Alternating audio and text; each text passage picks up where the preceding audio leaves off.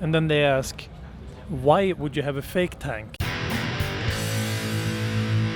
So guys, first of all, thank you very much for joining.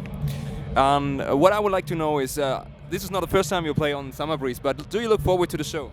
Yeah, of course. I think Summer Breeze is one of the best festivals, and I've been walking around the area both yesterday, we came in the evening, and I was here watching some of the bands performing yesterday night, and I've been out there today walking around hiding amongst the crowd, and I really enjoy this festival, and to play here is going to be absolutely great. We have had good shows here in the past, even though we had super bad luck last time with having all our equipment lost, and we just got a few of them. We had to play with borrowed guitars and stuff last time, but this time we got to have everything with us, so we are not flying here this time.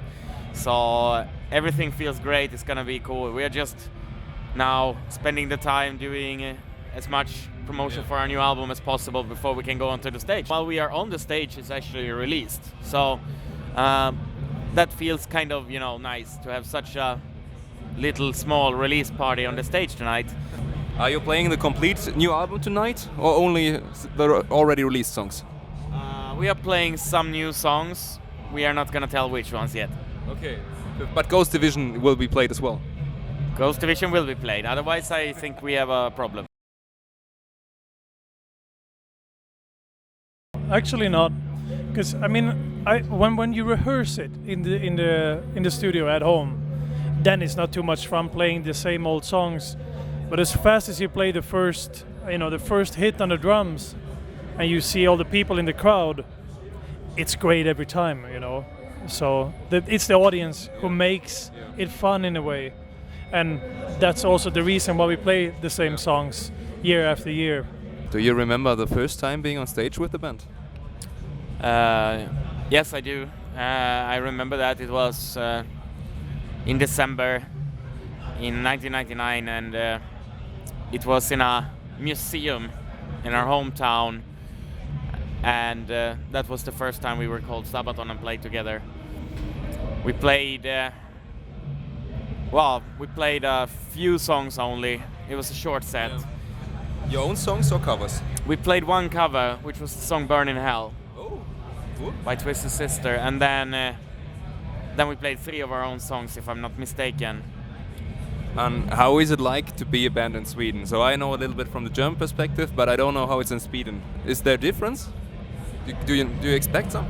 Well, Sweden and Germany is kind of quite similar when it comes to that. I mean, heavy metal in both countries are quite accepted. Yeah. Maybe it's a little bit more mainstream in Sweden than it is in Germany, but other than that, both countries are really good for heavy metal. And there's a lot of places to play if you are a smaller band. There's clubs in almost every city you can play. You also get such good support, from the government. Well, at least I did, starting a band, we could never afford buying a PA system. Forget about it. We didn't have that money. Then we can borrow one from... Really? Yeah, absolutely. Cool. And they would help us out with everything from rehearsal places to gear, or we get some, help with getting guitar strings and stuff like that. Cool. So I think promoting music and culture in general in a country is super important. The day the kids don't have anything to do, shit will go bad. Yeah. And that's my personal opinion about things. Promoting music, it's a great way to express yourself when you're 12 or 15, When did you start playing the drums? When I was 15. 15? Yeah. By your own or with a teacher? No, by myself. Really? Yeah. Completely? Yeah. Oh, amazing. I had music school, but I started pretty late.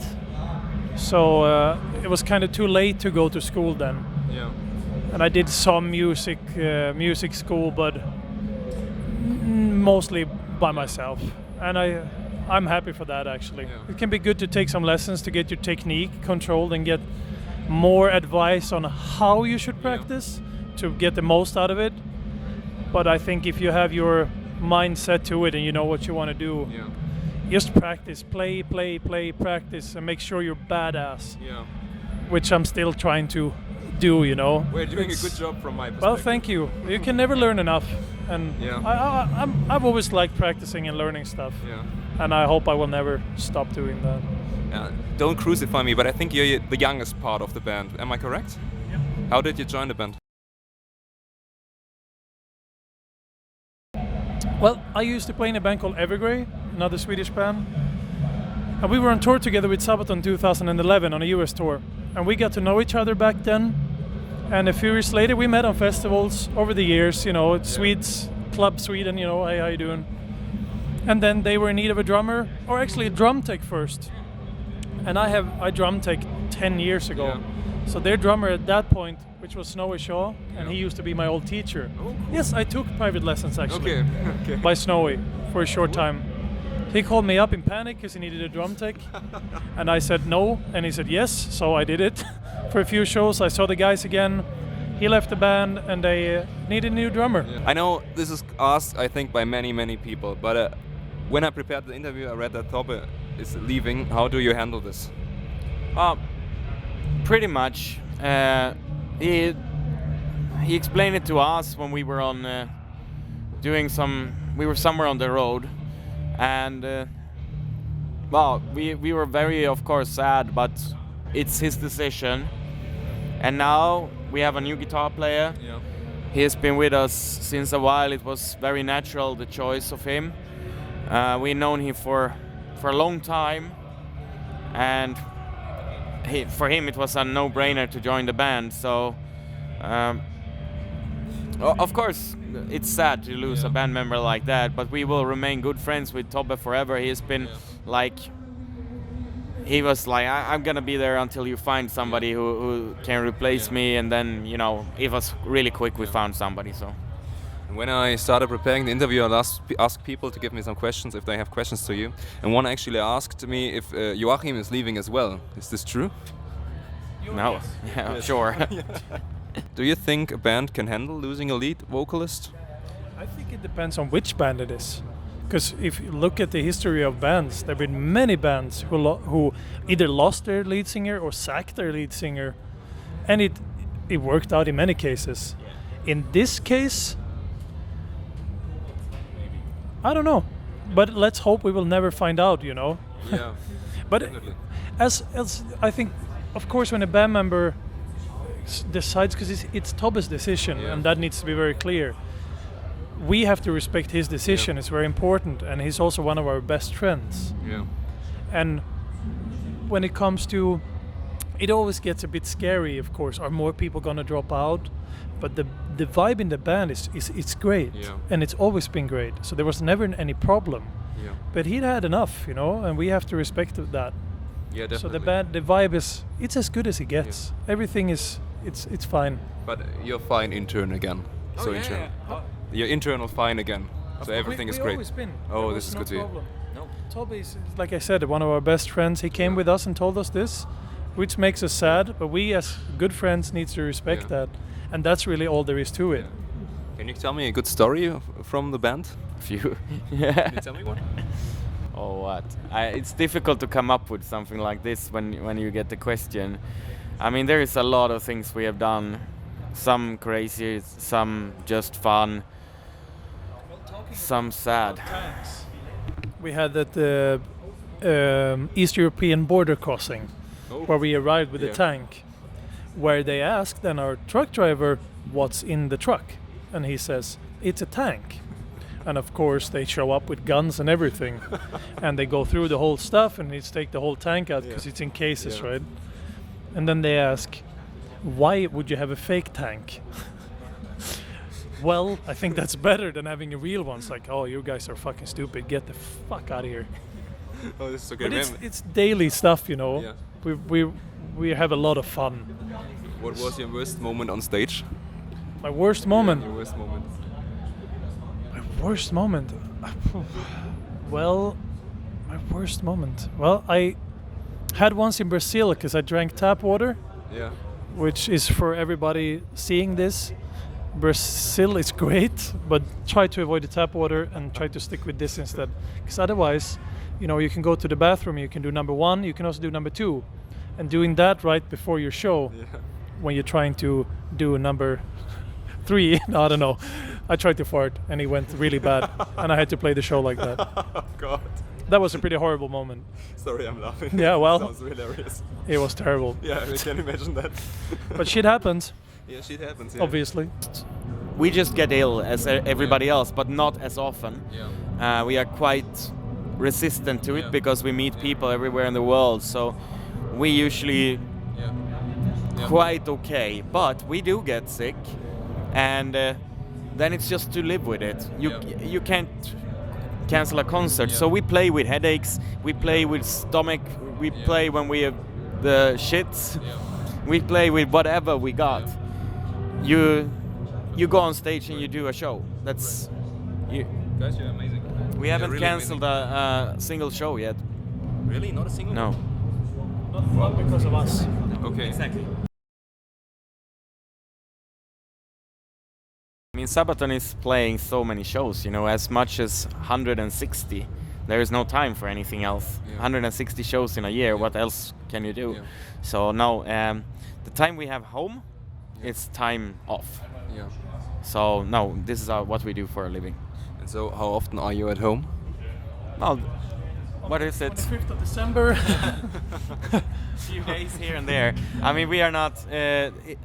It comes in cycles. Yeah. Once we have made an album, the Yeah. touring cycle starts, and then it's a little bit of slower time when we are songwriting, and so it comes in cycles. But the coming time, we're not gonna be home a lot. Okay. Could you describe me your typical general day when you're on tour? When we are on tour, normally we try. Start up with your tap water. And then straight to the toilet. There you go. We should try to sleep longer than we normally do, because if we are waking up too early, there's a chance you get tired by the show. Yeah. And we need, even though every one of us normally loves to go up early, but we have to force ourselves to sleep as long as possible when we are on tour, so we can be healthy and strong when the gig comes in the evening. But I mean, we go up, and I guess what you do in the morning, you freshen yourself up. And the morning is usually around lunchtime, maybe a little bit in the afternoon, and then you eat something, go down and start looking into your gear. We're sound checking. Yeah. After that is pretty much a few interviews, dinner time, and then starting to warm up for the gig. Are you still nervous when you go on stage? Not really. Not really. Not a few times. It kind of turned from nervous to excitement. If you must have the same, because Pär's been in Sabaton way longer than I have, but I've had that feeling of that the kind of nervousness goes away and turns into an excitement instead. Like you really want to do it. But the funny thing is that you get nervous, or I get nervous, on these shows where it's like 200 people, Yeah. or all of a sudden in the middle of a tour. Yeah. So it can come where you least expect it. But I think nervous is good. You get nervous for a reason, to stay on the tip of your toes, to perform as good as you can. So the day you walk up on stage, I say, yeah, whatever, I don't give a shit. Your show won't be too good. Yeah. You need to be excited. Definitely. Yeah. I have a question from one of my audience, and it's Maxi, and he's asking you, could you give advices to young bands to gain fans? There's a lot of advices to be given. I mean, we have been doing this. This is our trip, 17 years, and we don't have a management. We didn't have a record label in the beginning, and we have never been on major hits or radios or anything like that. We have been building everything by ourselves, and I think that's the way to do it. I mean, even too many bands, they aim for having a management and a booking agent before they even can play. Yeah. But you have to start with the basic things, and you have to be able to take care of yourself from the beginning. Yeah. When you can write songs, perform gigs, and do everything around on your own, then you can search for people to help you do it even better. But you have to start. You have to be able to do everything yourself. If you're too afraid to pick up the phone to call a venue, or too shy to contact somebody, then it's not going to work out in the end, because you have to understand all the steps yourself. Yeah, and exactly, and you need to play live. I have that with a lot of friends and bands that I talk to that just started out. Yeah. It's like you need to play, you need to do shows as much as you can. And you need to start for the right reason. If you started to make shitloads of money, then go do something else, right? Because it's the wrong business for it. And be badass, right? You have to be really good, and make sure you have a good, aim high, and never give up. Keep on going, no matter what people tell you. But it's interesting as you're saying playing gigs, because I heard from a lot of people that playing gigs is dying. The new way is the internet, music videos, online publishing and everything. Do you agree to that? Yeah, I do that times are changing, but there will always be live music. That's what bands do. And I think if you have a great video or whatever, and a great album, and then you go see the band, and it's like watching your grandmother iron your shirts. It's super boring, right? You need to be able to entertain. And it's as easy as this. Like, I used to have that going to a show, like, as a drummer then. Like, you just beat the piss out of these drums. And you go from that stage off, and you know that somebody saw you, and he went, holy shit, that was a badass drummer. Then you won one guy, or the guy says, oh, did you see that guitar player solo? It was the best I've ever seen. Then you get people like that, and they will come around. And all the other important parts with videos and whatnot. But as long as you're a good live band, I think you'll do good. You have to understand what you are. You have to be honest, because what you are giving to the fans has to be honest. You have to be a fan yourself to be able to understand how people are. There's a lot of bands we meet and they have too much hurry to get backstage.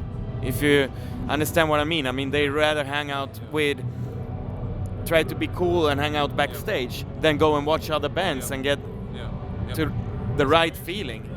And when you're here on Summer Breeze, or in general, where do you sleep here? You stayed since yesterday? Do you have a tent, a tour bus? We have a tour bus with us because we are going over the night. Directly after the show, we are going to Hamburg to play a show there, and then we go home to play our own festival. And if you would be meatloaf, how would you be spiced? Garlic, paprika, or just salt and pepper? Chili. Chili, yeah, perfect. Why chili? Because I love spicy food. Well, this is good. Indian food as well? Oh, of course. Spicy food. Lovely. Okay, I have one last question, guys. I'm asking this every band. I know I ask a lot of stuff, and I know a lot of the stuff is asked by other people as well. Is there one question you can say you would like to answer that never was asked? You always say, damn, I would like to have this question once.